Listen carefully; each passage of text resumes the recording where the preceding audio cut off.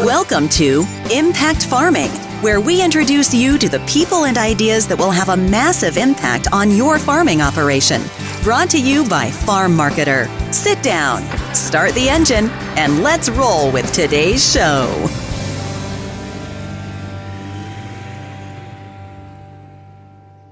Hello, everyone. Tracy here. Welcome back to another episode.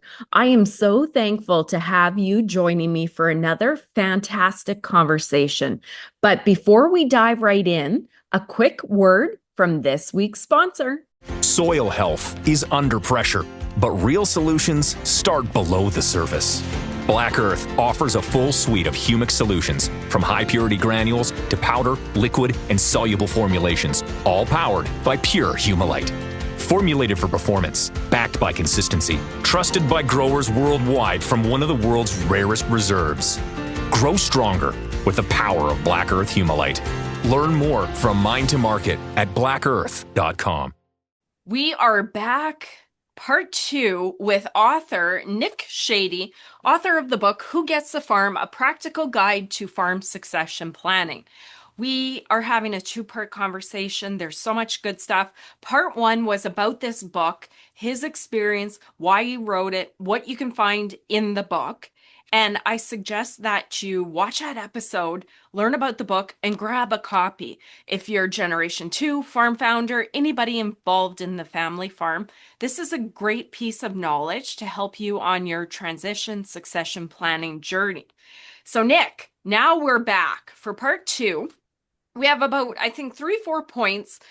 I'm going to call it some straight talk, some real concern, because sometimes I find in episodes about transition, we talk about technical details, but there's some very real challenges in the economy and farm families that often just don't get addressed. So I know you and I are both straight shooters. Let's dive in. The first one I want you to speak about, you have a chapter in here, but this is the big one. And I think this is the biggest obstacle. Share your thoughts on this right away to transition planning. Fair and equal. Take it away.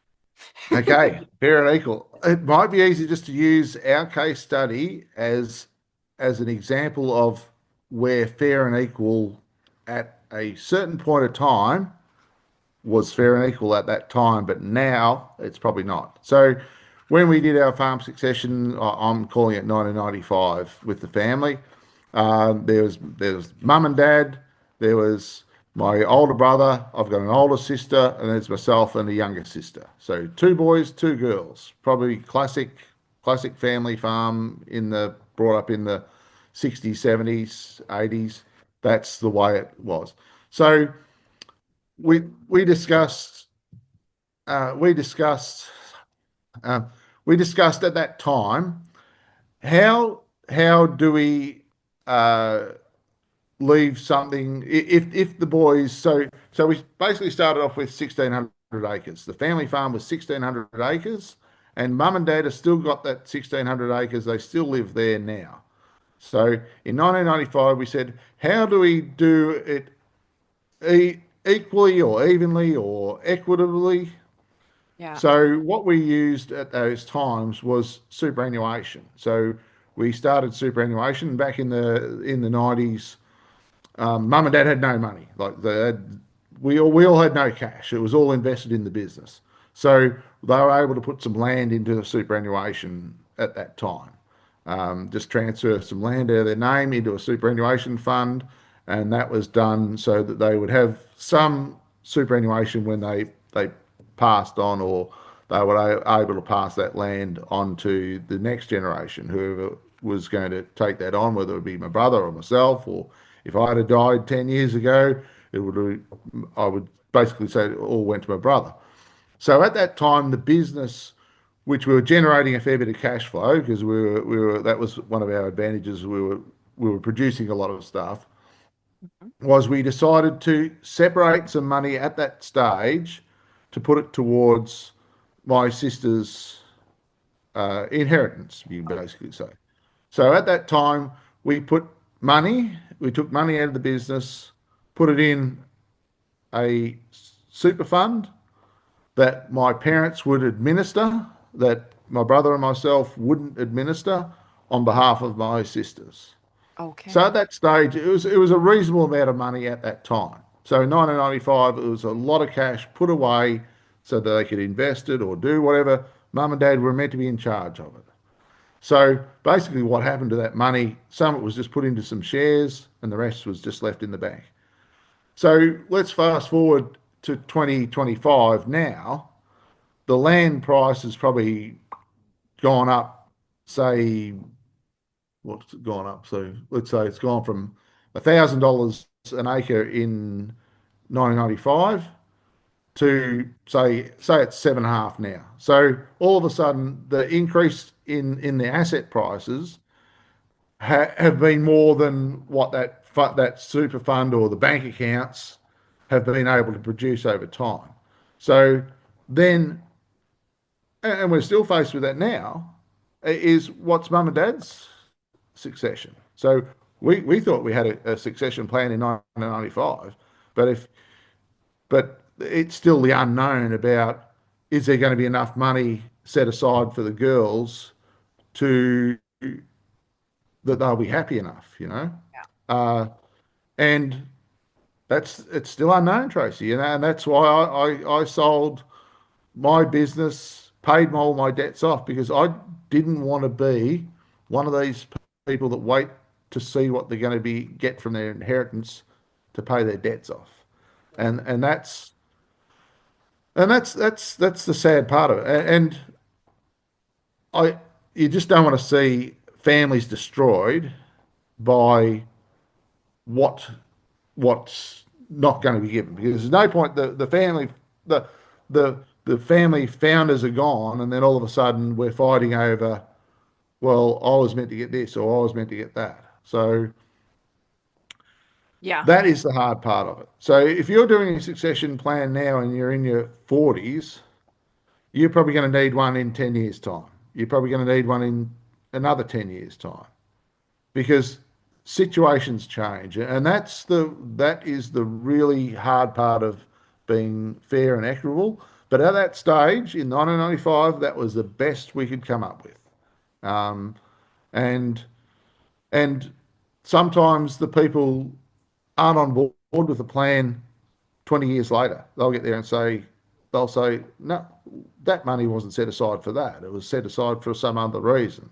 So the documentation about how things are to be done need to be very clear. And back in 1995, there wasn't an email. We weren't sending hundreds of emails to each other. We'd actually file them and have a copy of them. So letters letters disappear after 20, 30 years time. So that be make sure if you're doing it, make sure you keep a record of the meetings. That's something that because you might have get there and you might remember the one thing that you said where I said to mum and dad when we were walking out of the accountants, I said to the accountant, maybe we should just buy this land right now from mum and dad, and then they can go and sail off. And if they spend it all by the time they're 65 and they've got to live on a pension in a rental, it won't be my problem. But as the accountant said, well, they are your family. They are your mum and dad. They've given you a start, and one day hopefully they might leave it to you. And that's the sad part. You don't want to depend on that. So I didn't want to depend on what I was going to be left, if I was going to be left anything, to pay my debts off, and that gives you certainty of being financially independent, and that's the part when we split the family business up, that I was financially independent. I was financially independent that Yeah. whatever debts I had to control. Whatever investments I made, if I lost the money, it was my fault, you know.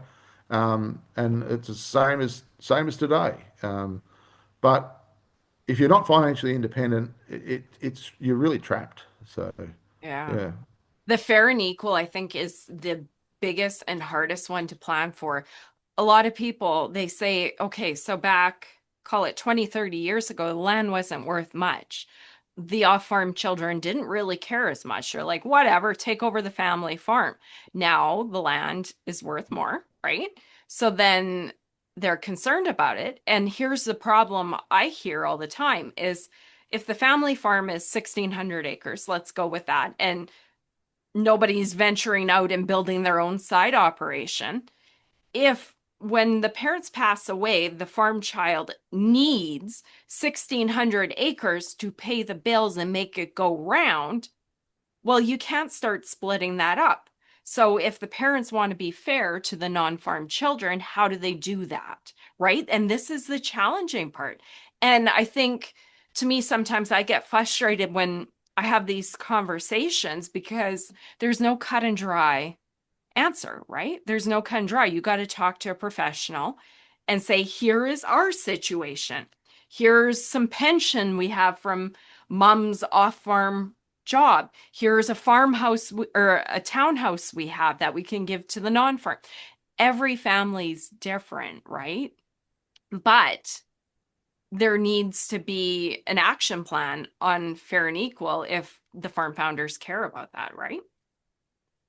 Oh, absolutely. And another problem that always comes up in your podcast is 1,600 acres in 1995 might have been enough to bring a family up on now.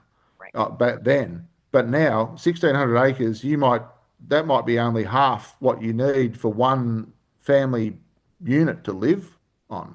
Yes. So if you're not in Australia, if you're not expanding your farming business, you are, as a family, say a family corporate, and I use that word loosely as a family corporate, which I mean more than one family running the farm, which I would call a family corporate. If you've got a work farming with your brother, or you're farming with your sister, or you're farming, you might be farming with your wife's family. You might be the you might be the male working on that farm that your wife's family owned. So it's how do you then get there and work out how it's going to be split, and if it's going to be split, Yeah. or or the family founders who might be in their early 60s or late early 70s might get there and say, well, we're going to sell it and buy a caravan and off we go. Mm. And then the probably the and I've heard this lately. This is just a sort of a last couple of years thing, is where the parents have got the farm and we're going to pass it on to the son or pass it on to the daughter. And then we have this anticipation, this is the way it's going to work. And then the son's got a job. His kids are playing footy on Saturday. He doesn't have to be out shearing, moving the sheep or feeding sheep or spraying. Like every spray day, decent spray day in winter times, right when the middle, like it'll be footy season, so you'll miss out on the game to see your kids play footy. Is that these kids will get there and say to the mum and dad, they've looked at the business and say it might not be big enough in 10 years' time. And they say to the parents who might be in there coming up to their 60s and working out their retirement, how are they going to retire? And the kid gets there and says, it's your dream, mum and dad, that I'm coming home. I don't want to do it. You Mm. know? Yeah. And then there's that shock about, oh my God, why have I built this farm up that's been in multi generations, and then how do we sell it? Yeah. That's the thing. It's that whole thing. We've always been here. This is our identity. We've grown up in this district. We've been farming here since 1906 or however long. You might have been there 20 years. It's still your identity. And this is the thing about not having the conversation early, and parents get there and say, expect that the next generation is going to come along, and the wife might have a high paying job in the city, and say, well, I'm not going to leave that. There's no childcare out in the bush. You know, how can I get, there's no opportunity. There's no, my kids are going to have to move 250 kilometres to go to university, and we're going to have to do all that. Why wouldn't we just stay in the city where there is public transport, good education? Why would we move out to the bush? And that's the trouble. The bush is getting less and less people, which is less and less services. And I can only speak from Australia's point of view. But I assume the rural areas in Canada and the US are similar, where the the major town gets all the money spent on it. Um, so I think that the issue of going back to the fair and equal is how it's difficult, and it's at a point of time, and yeah, it's got to continually change. Well, we've chatted via email before we started recording, but fair and equals one. And here's the thing, have the conversation. Like there's information out there, but it's up to every farm family to start the conversation. And number one concern you said is fair and equal. Number two is staying viable. So if the second generation wants to come back to the farm, and I've always said, maybe the parents are avoiding the conversation because they don't want to say, well, we need all the income to support ourselves. We can't afford to bring you on. So a clear conversation, but a humble one, I always say, is okay, we intend for you to come back, little Jimmy, little Sally, but guess what? We got to figure out fair and equal one day. And we also need to figure out how to support your wage if you come back to the farm. See, I think a lot of the second generation, they don't think about that. They're like, I'm just coming back to the farm, and of course the farm can support me, because they don't know the numbers. So if I hear you correctly, fair and equal is a big issue. Talk to a professional. Number two is staying viable. Can the farm support somebody else? Can the farm support somebody else in 10 years?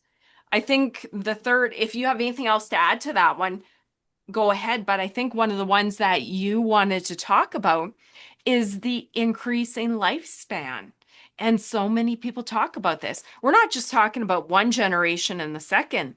Sometimes these big grain farms, grandpa's still there, the original farm founder, the dad's there, and he's 60 or 70 years old. Then there's Gen 3 coming up, and heck, Gen 4 is going to be there before we know it. So we have an increasing lifespan. Do you want to speak to that a little bit? Yeah, and as I said, I go back to the 1995. The average age of a male in Australia then was 78, and my dad's been a smoker for 50 years. Since he was 14, he was smoking, and I thought, well, back then I thought, well, if he makes an average age, look, if we all make an average age, we'd be happy, and that's what it's an average of an average. But he's 84. He's not very mobile, but they're still living in that house out on the farm. And they they still got to pay insurance. They still got to pay registration. It's fortunate that the family pitch in. We do their firewood. Yeah, we maintain their vehicles, but they're out there because they love my brother coming down the driveway and saying what he's up to today, or love me dropping out there with my son, taking some groceries out to him, or love my sister when she comes over and helps out pay the bills. And that's, to me, that's the more important thing of that family business. But we've been able to do it because we've expanded and everyone was able to run their own business. Yeah. So what is the answer of that viability? So maybe when you say Jimmy or Sally want to come home, Jimmy or Sally probably need to come home at 21, 22. Don't wait till they're 35 and they've got a couple of kids and yeah, wife. Jimmy and Sally probably need to come home. And if they can't afford to lease bit of land or whatever, they probably need to go in debt and go and buy a truck, or start running a business outside of it that they can generate income and build up a business. It doesn't have to be a farming business. It might be an agricultural contracting business, but run a business, because that'll teach them business skills. you know, and that's what is lacking now is business skills because Jimmy and Sally can get there and go work somewhere for 10, 15 years that their wage gets paid, but if you're it's totally different to running a farm because if you're not investing in that farming business, investing in fertilizer, investing in seed, investing in technology, you're not actually building, you're actually reducing that asset and you're starting to work your way down the funnel of your income's going to decrease. So you've got to keep if Jimmy and Sally come home and the farm is not being utilised, Jimmy and Sally need to put a feedlot in, or they need to work out, they need to be in charge of their destiny by actually getting off their ass and working out how the farm is going to make them viability. It's not up to grandpa who's had enough and all he wants to do is get up in the morning, have a drive around, and then come back, have a bit of lunch, and have a sleep in the chair. And he's entitled to do that. Mhm. Don't get me wrong there, but it's up to the next generation to work out how they're going to make this business operate. And if there's not enough money made on farm, it may have to be made off farm. But don't come home and think that the farm's going to support you and then your wife has to go to work for a whole life because that I see that that's the the the family farming daughter-in-laws often they're the best paddock on the farm because they go out, they generate an income, and it doesn't cost anything to the business for them to generate the income because they're outside making money, and then that a lot of the time that pays the bills Mhm. for the food and the power and the childcare and the education of the kids. And I don't think that that's right because if your business cannot support everyone that's involved, and it doesn't matter whether you're a sole operator or you've got a family of five, they're a part of that family business, you know, like and the viability, I think nowadays like what's inflation running at 2.3%? That's rubbish. You know, we all know food inflation is running at probably 15%. Shrink inflation is another thing we see here in Australia. Um, but if you've got your head in the sand about what's going on there, you don't really know. You know, I'll ask my mum and dad who. I'll ask my dad, what's a loaf of bread worth? Oh, I don't know, $2.50 or whatever. You know, they have no idea. People have no idea. You know, that's the side of it. But it's up to everyone involved. If you want Jimmy and Sally home and you're their parents and you've still got your parents living on the farm as well, you need to have a plan about where you fit in. Like you might have to move on so Jimmy and Sally can come home. You know, you might have to realize hopefully you've got something if you're a 55-year-old person, you've got something put away so you can retire. And if you haven't, well, then the alarm bells probably should happen. And be Yeah. clear about it, right? Just say this farm can't support you. That's why we're ignoring the conversation or whatever the case is. No, no, no, Tracy. No, we just hope it's all going to work out. You know. Why would we communicate? Why would we That's be right. clear? Yeah, Why would we be in charge of our own destiny? That's yeah, silly. Silly absolutely. talk. What are you wasting time talking about this rubbish for? Just get I on know. with. There's a fence out the back needs fixing. I'm Yeah, such a weirdo, eh? Just yeah, want to be in yeah, charge.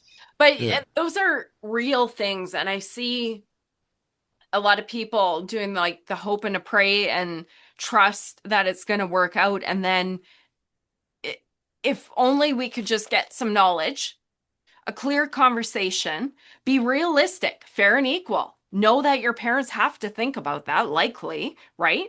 Know that the farm has to be viable to pay their bills. And if you're coming back, is there enough money? And then know generally that farm founders, thankfully, are living longer and longer. There's more technology, right? It's easier. So if they're going to stay on the farm longer, are they clear about that? What's the plan? Right? These are things I want to talk about. Yeah, Those are, but they're the uncomfortable things that people don't want to talk about, and that's the sad part, you know, yeah. because we want to go the way our dad did when he was 65. My grandfather passed away. He was in the ute. He was out in the farm. He had a heart attack, and and that's and that's great, But unfortunately, we can't all go like that, and sometimes we'll end up in a little nursing room home, and all our worldly possessions have got to fit into a little nursing home room, and that's the sad part. Like we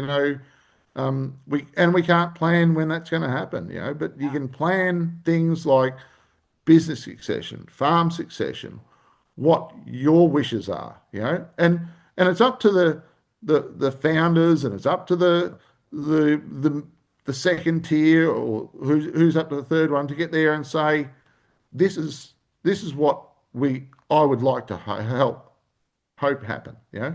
And as I say to my son Spencer, there is no farm here.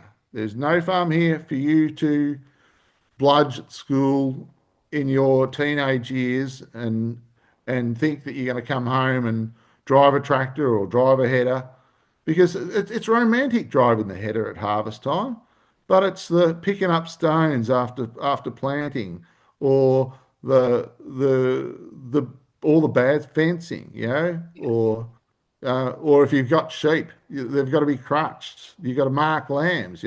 It's all well and good watching them at the market making a couple of $100. That's really great. But it's actually when the rubber hits the road, and unfortunately, people get to do all the good jobs, but when it comes time to do the shit jobs, no one wants to do that. And you don't want to be the founding person still doing the shit jobs, and that's sometimes that happens because the young blokes will get there and say, "I'm not doing that. No, I don't do that. I just drive the tractor from here to there. I don't pick up stones. That's not my role." And that's the whole thing about the thing that I see is there is no defined job roles in a family business. Yeah. So if you go to any other business, there's a job role. There's a secretary. There's a person who's in charge of the finance. There's a person who's in charge of communications. Person in charge of human relations. Like these are all things that the family farm needs to be doing. They need to be professionals in human resources, in accounting, in planning, in understanding what the tax issues are. And if you're not teaching your next people along the way as a family business person now, if you're not teaching your kids or the people that are going to take over, it might be your son-in-law, if they don't understand that as a business owner, you're failing. You're failing the next generation. Don't blame the next generation that they're on their iPads with their headphones in. Right. Don't blame them. Don't blame them. And don't blame your dad if he's asleep in the chair when you come in and see him, and the house is at 35 degrees because you've had the fire roaring hot in the middle of winter, because that's the way they live. It's up to you to take charge of what goes on. And I see that the family businesses aren't professional enough in those things. So if they're not professional enough in those aspects of human resources, that stuff there, how can they be proficient or over the whole succession side? True. There's a lack of professionalism in some aspects of family farming. We are great. We've got an agronomist comes in and says our crops need to be sprayed tomorrow with this. It's all that side of it. We've got technology that will steer the tractor up and back all day long. But when it comes to the human side of it, we are lacking. We are lacking in that education and just what we value. So we value the agronomy. We value that, but we don't value the business planning. How are we going to do that? And if you can't do that stuff there, how succession gets put on the back burner. Right. It's like it's a luxury, Tracy. It's a luxury to have a succession plan because we might not need it for the next 25 years, but you need it every day, but how do you get that through to people on the ground who are treading water, whether it's where we had a terribly dry autumn and winter here in Australia so far, and everyone had to go and buy hay and feed stock much longer than normal. So and this comes back to the mental health side of why we wrote the book, was it's if you can't get through the mental health side of being a farming business side, when you have extended dry times and you haven't got enough hay to feed your animals, what do? Do you sell your animals? Do you go and buy hay? Do you go and borrow money to feed your animals for the next 12 months? Do you what do you do? What's the plan? If you haven't got a plan and it actually happens, that's when people struggle. And you get there and say that about it's a drought or whether it's a flood or whether it's a fire or whether it's section planning. It's a part of business, you know. And we need to understand, if you're not prepared for that part of business, you're not prepared. Yeah. Yeah. Well, and same like succession planning too. I kind of think of it. If you were in a job and you're not entitled to a wage increase, you're not entitled to a promotion. But if you asked your boss about being promoted to the next level and they ignored the conversation for 20 years, would that be okay in the workplace? I assume there might be some very passive people that would go along to get along, but most people in the workplace would be like, boss, I asked you about a wage increase. Like, can we talk about that? But on the family farm, it's still your future, but you don't want to harass your parents. You trust that there's a plan, right? And then you just let it go, let it go. Mm. And then what happens, Nick? We know, how many people do we know? Then there's resentments, then there's blow ups, then there's families that don't talk to each other. Communication, planning. Buy Nick's book. Oh, Nick, this has been good. I think we did part one talking about your book and all the information they can find. I suggest that you guys grab that. It'll be included in the show notes. We also did this part two, some of the biggest challenges. So, fair and equal, viability, the farm founders living longer, hallelujah. But what does that do for the next generation? And then I guess just the communication. Isn't that the root of it all, right? Absolutely. Nick, do you have any final parting thoughts, advice for our audience as we work to wrap up? I think you need to communicate with everyone. You know, just don't communicate with who you think.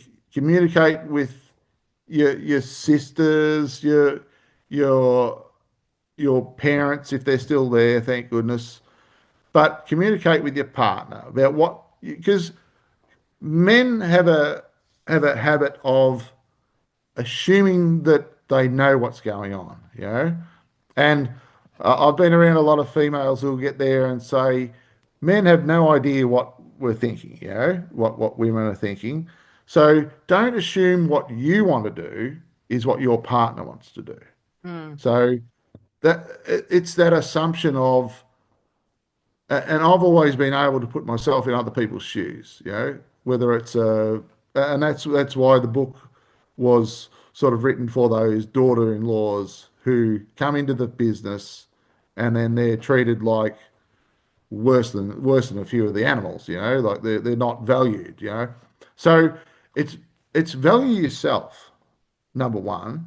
Look after yourself, like, and because if you're not fine, no one else around you is fine. So that's what I always say. I'm when everyone gets there and says, "Well, how do you work?" I said, "I look after myself first," you know, and they might say, "Geez, Nick, that's a bit rough," but I look after myself first because if I'm not my best self, then I can't do it for my son. I can't make sure that he's got lunch to go to school, or his clothes are clean, or he's had a haircut in the last 3 months. You know, if I'm not myself, the best version of myself, then everyone else around me will suffer. You know, Yeah. so it and I like to and look, my parents frustrate me. They've done some things in the last couple of years. We've had a blow up. There's been times where we haven't spoken for a month, but you go back, they're your parents. They gave me a start. And that's the thing. They gave myself and a brother the opportunity to build a business, you know, and people need to take that opportunity because it doesn't come every day, you know. So don't be sitting back saying, geez, I can't wait to get a start. Be like Jimmy and Sally. Get off your ass and work out how it's going to happen, you know. Try to plan your life out. Don't wait for everyone to say, oh, Jimmy, Sally, the farm's here, come here, there's $1 million in the bank, the silos are full of grain, just play on. It's up to Jimmy and Sally to get off their ass, come up with a plan, put yourself in debt. People work a little bit harder when there's a bit of skin in the game, as you call it. So Yeah. and if you're a parent of a 20-odd-year-old child and they're floating, they're not sure whether they're coming home, they're not doing whatever. Say go and buy a tractor and a sprayer. You know, use your equity to set them up in a business and see if they're going to fail. See if they can actually do it, and then they can run the business. Because if you're not running a business by the time you're 30, a farming business by the time you're 30, if you're not in charge of the checkbook by the time you're 30, and your parents are in their 60s, you're probably not going to be running that business. It'll probably be sold. That's my opinion, and I'm a harsh person, but I look at the numbers. I'm a numbers person. So it's up to Jimmy and Sally to not just sit there and say, oh, the opportunity didn't happen. Just go and either make it happen or move on and start something else yourself.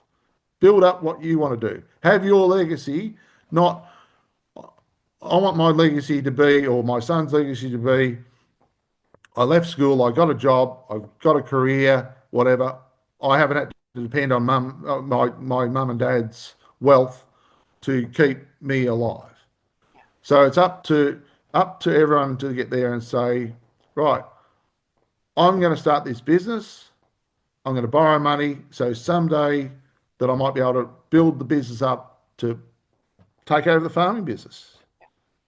Whether it's going borrowing a couple of $100,000, putting in a feed pad so you can fatten livestock. You know, you got to show that how you're going to make money in the future, because you might be 25 now, but if you're going to farm for another 30 years, you've still got to be able to work out how you're going to generate income in 30 years' time. So, yeah, so it's and be kind to yourself. You know, we're always critical about what we all do, Yeah. but be kind to yourself. But be kind to the people that provide the information.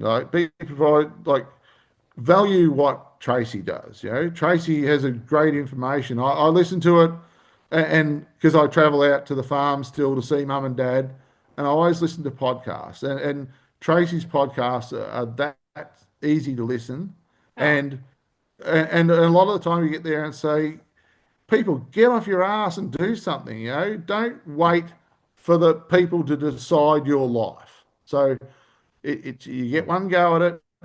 Just make sure that you do what you dream about doing. And if you're brought up in a farm with 5,000 acres and you're the only child and you don't want to do it, tell them that you don't want to do it. Give some certainty about what everyone else is doing. Don't say, oh, I need to come home to run the legacy of the next generation, because if your heart's not in it, it'll never be in it. So do what you want, enjoy what you've got, you know, and that's something where if you had asked me 5 years ago, I would have been babbling about other stuff. But now it's all about the enjoyment of build something up that's yours, you know. Tracy's podcast is her business, you know. I've built up is been my business. Have I made some mistakes? Shit, yeah, I've made lots of mistakes. But I look in the mirror and I'm content with what I see, you know. I'm content with the person I am.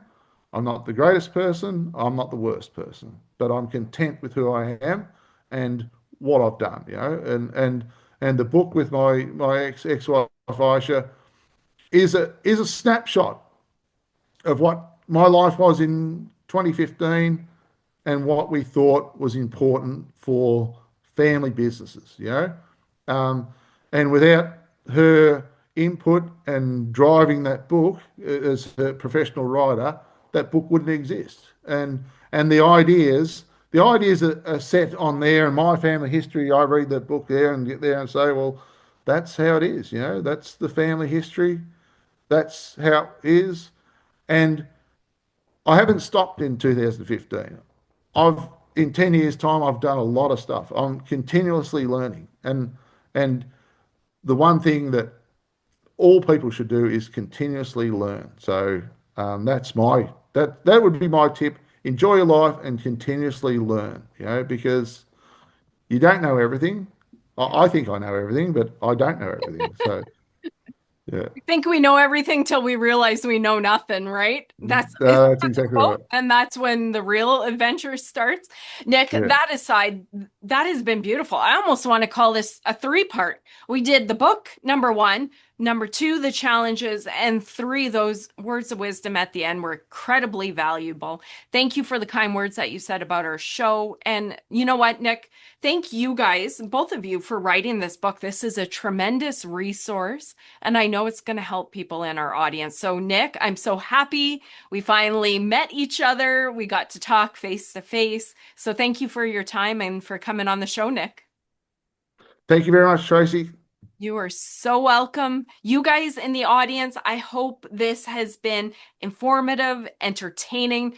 Most of all, like Nick says, take action. It's your life, your dream. Go after it. We'll see you guys next week. Bye-bye. You've been listening to Impact Farming. For more great episodes and articles designed to help you manage and grow your farming operation, head on over to farmmarketer.com. Don't forget to sign up while you're there. We will see you on the next episode.